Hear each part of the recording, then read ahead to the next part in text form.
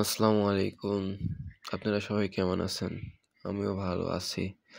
তো কলেজ থেকে পিকনিক আয়োজন করছে। তো কলেজে তো যাওয়া লাগবে। অনেক সকালে ঘুম থেকে উঠছি।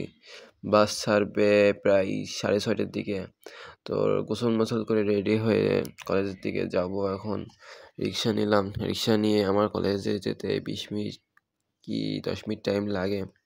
রেডি হয়ে কলেজের দিকে চলে আসছি। কলেজেও সাজগোজ আছে আর কি মোটামুটি। এখন সবাই রেডি হচ্ছে। রোববার থেকে নিয়ে যাচ্ছে পিকনিকে যশোরে।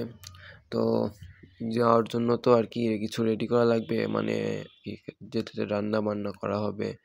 ওইগুলো রেডি করে দেখতে দেখতে ওর মধ্যে বাসও চলে আসছে। তো সবাই এখন বাসে উঠবে, উঠেও গেছে এবং বাস রওনাও দিতেছে। কি আর বলবো, কালকে অনেক মজা করছি, ঠিক আছে। ওখানে মজা করতে গিয়ে আমার গলা 12টা বেজে গেছে, একদম গলা শেষ, গলা ভেঙে গেছে। আপনারা হয়তো আমার গলার স্বর শুনে বুঝতে পারছেন। তো সুন্দর মুহূর্ত দেখতে দেখতে চলে যাব। হ্যাঁ, ভালো কথা, আমাদের সকালে নাস্তা দিয়েছিল কলা আর পাউরুটি। তো বাস একটু বিরতি দিয়েছে। বিরতিটা শেষ হলে আর কি চলে যাবে আবার যশোরের দিকে। দেখতে দেখতে আমরা যশোরের দিকে রওনা হয়েছি।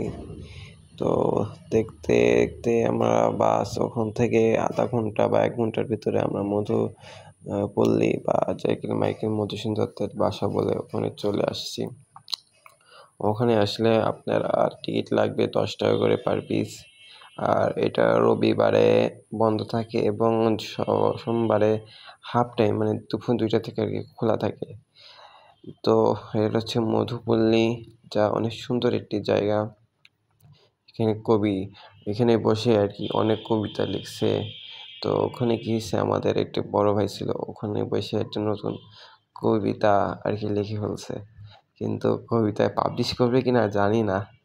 মজা করলাম।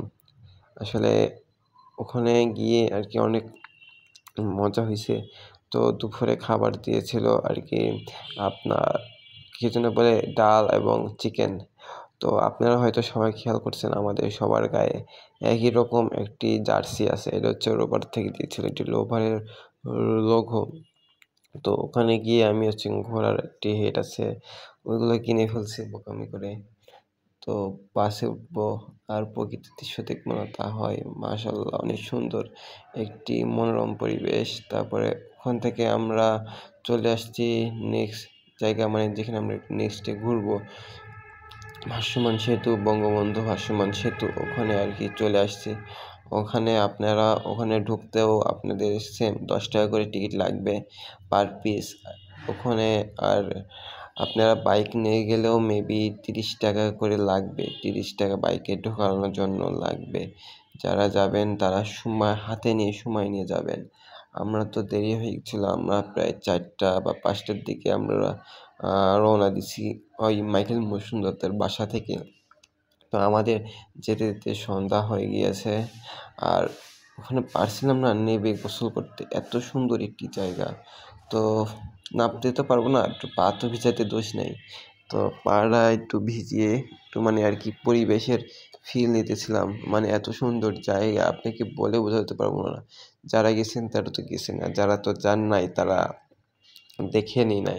মানে আপনারা যাওয়া উচিত একবার হলেও যশোরে। যশোরে যারা থাকেন তারা তো অবশ্যই ইনশাল্লাহ গেছেন, আর যারা বাইরের জেলায় থাকে তারা তো যাবেন। তো ওখানে যাব, বাসে উঠবো, মজা করব, পিকনিকে, এটাই তো মজা।